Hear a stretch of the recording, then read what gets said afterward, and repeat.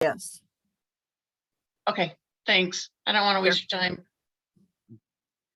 Hello, thanks for joining me. So I'm going to record this because we can make this available to other people that are looking for this information. So we're going to talk about how to connect with an inmate through email.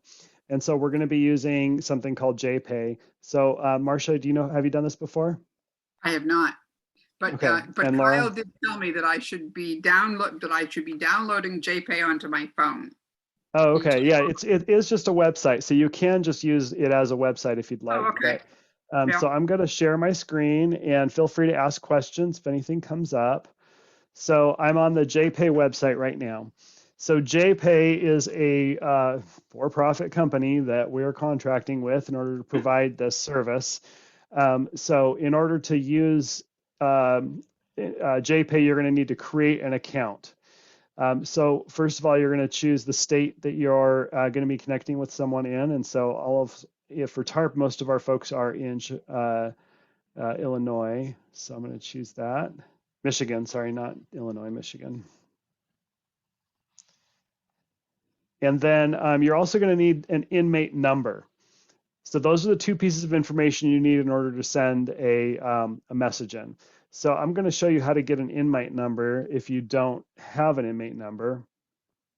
I'm going to pull up the Adolescent Redemption Project website. And on the website, you're going to look in the top right here under More, there's this Profiles of Lifers section.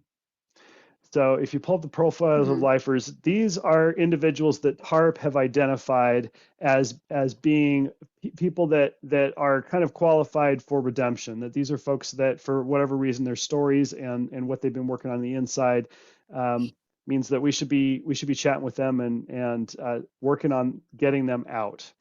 And so let's see, I know we have Everett Taylor on here. I see Dee Dee joined us. So we've got Everett on here. We've got a lot of folks. So you can click any of these guys that you want to learn more about, and then it's going to pull up their profile. And a part of their profile is going to be their inmate number right here. So there's Jason's inmate number. So I'm going to copy that inmate number. Now you can spend your time looking through the website and reading some of these backgrounds and find someone that you just think you might have a connection with, that you might, maybe they had something in their background that's similar, or, I mean, you don't have to have a connection, but, just find someone that you want to, send some messages to, and you're going to go to Jpay, you're going to choose Michigan, and you're going to put in that inmate number. All right, and then now it's found Jason in Jpay. So I'm going to click this link here, and this is all pretty, you're pretty standard. You're just kind of filling out the forms that are in front of you. And then the final step is you're going to need to put in your email address and create a password for your account. Okay.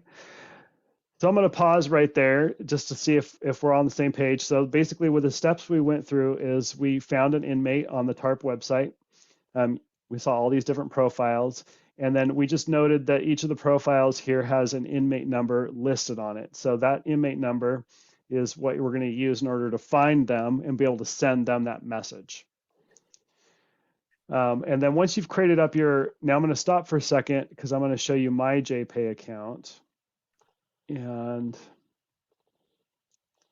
that way I can fast forward a few steps here. Not there. Oh, whoa. Learning new stuff here. Okay, where's my Jpay? First time. Yeah, this is it. Okay, this is it. All right. So after you've set up your account, then you're going to be able to log into Jpay. So now I have already set my account up already now. So I've gotten my inmate. I've got actually Josh Puckett is who I talked to. The next thing you're going to need to do before you send a message is you have to purchase stamps. So every email you send is going to cost 25 cents. And it's also nice to include a stamp with your message so that the inmate can reply to you without having to spend any money. So it really costs 2 stamps in order to send a message. So you're going to go to the stamp, you're going to click this Buy Stamps button. And And then you can buy $20 worth, $5. You choose the increment you want to buy, and then it'll go through the whole process of charging your credit card for it. And then once you're done, it'll give you the stamp balance. It's important to note here that you need to have stamps for each state. Each state has its own stamps. So if you end up talking to someone in multiple states, you're going to have to purchase stamps from that other state. I'm going to pause here for a second because I need to help someone out with a breakout. I'm going to move her to there. Okay. Is Kyle here? Kyle's in the meeting, but he's not with us right now. Okay. Okay. So now I'm back in Jpay. I've bought my stamps. I've connected to an inmate using the inmate number. I've set up my Jpay account. So at this point, I've done all the steps. So the last step is going to be to compose a message. So when you click compose, it'll show you the name of the inmate that you're reaching out to automatically. If you do end up communicating with multiple people, you're going to need to be careful about it. So when you go to home here, you're going to choose the person that you're connecting with here, and then you're going to click compose. So you can send messages to more than one person, but just to get started, I would just start with one person. All right, here's where you type your message. And then when you're done typing your message, you're going to just make sure you include a prepaid reply for the inmate. So you check this box here. That's what it's going to make sure it gives them a stamp when you send it. And then if you click preview, it's just going to put this in a PDF file. So you can do that, but you click send there to send the message. And then just a couple notes here. You can attach an e-card. This is an extra service from Jpay where you can give them like a nice like winter card. You can, they have like anniversary cards and just kind of nice little messages. And I imagine all of these emails are screened, by the way. They're all screened, of course, like everything that goes into the prison. So there's a list of things that you cannot have in an email. One of them is pictures of other people. So you cannot send them like group photos, pretty much any photos. You could send them a picture of one person, but you can't send a picture of a group of photos. So I imagine all of these are screened cards that they would be able to receive. I haven't done these e-cards. So I'm just noting that because— Send a picture of yourself? Yes, you can send a picture of yourself. My understanding is if it's one person. Is Laurel still in here? No. But you can attach an image here, so you can choose an image and you can attach the image. I have not had very good success in sending the images. So once you're done, you just click send and that's it. And then when you get an email from someone, it's going to come in as this Jpay. Let me see if I can find a Jpay.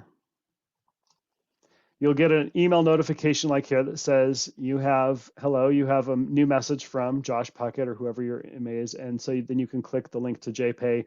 You'll log in to see the message and you'll go to your inbox. My inbox says 0 because I've read them all, but it'll show like a 1 in your inbox. And then here's the email. And so this is what an email looks like when you receive it. It says it's from Josh. This is a message that he sent a bunch of people involved with a TARP. So there's that. And then I can just click this reply button if I want to reply to that message. So that's all. That's all the steps. It's very easy. You're going to start by choosing someone to connect to. Go to the Adolescent Redemption Project, choose a profile of an inmate, ideally an inmate of color to connect to.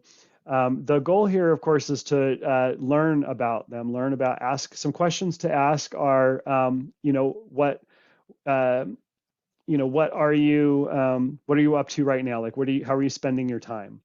What would you like me to know about your case? So we are curious about it, but we don't want to make assumptions. So it's nice to give people the option to share what they would like to share. So what would you like me to know about your case? What family do you have on the outside? Who are you communicating with on the outside is another good question. So just think of some questions to ask them. Focus on the questions, share a little bit about yourself, but focus on the questions. And then it's a great opportunity to develop a relationship. You cannot mention pretty much anything political, any like current events or news. I would not try and give updates on what's happening in the world. What I've noticed is that if your email is screened, they don't tell you. They don't like say your email has been not delivered. You just don't. It's just like nothing happens. So that's an unfortunate like part of their system. But I know that I've sent messages and then Josh has emailed me saying, "Hey, I thought you were going to get back to me." I'm like, "I totally did." He's like, "Oh, it must have been screened." But if they send an email out that is screened, then they are notified. So he does know if something got kicked back to him. So I'm not sure why they do that way, but that is just how it has been working. So the first step is identifying the inmate, getting the inmate number. The second step is going to jpay.com and setting up your account using the inmate number and the prison, the state of the prison. And then the third step is buying those stamps. You want to buy some stamps, load up on those stamps, and then you're ready to send your first message.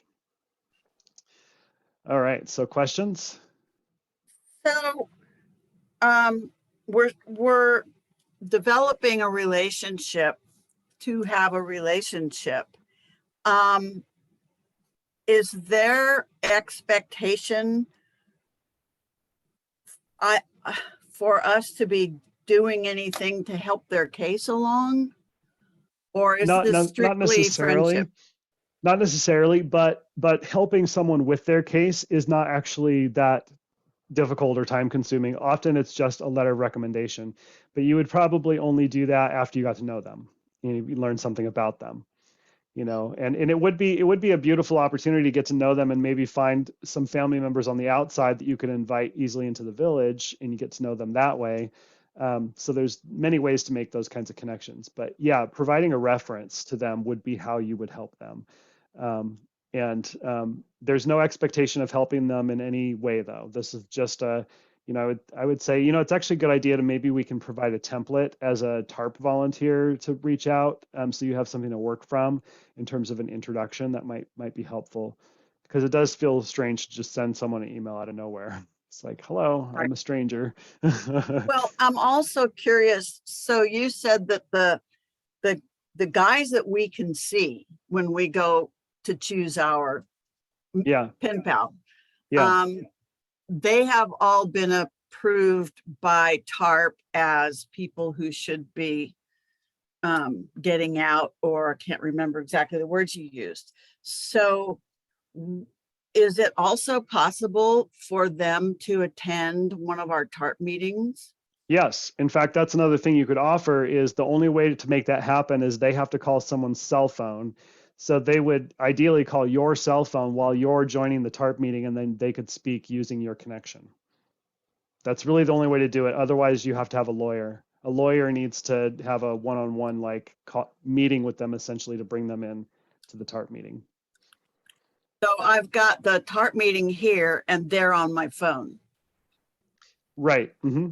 And you're just like holding the phone close to the computer so they can hear it. Yep, that's the best. That's what we've been doing for Mario and for the other people that Stephen had in here.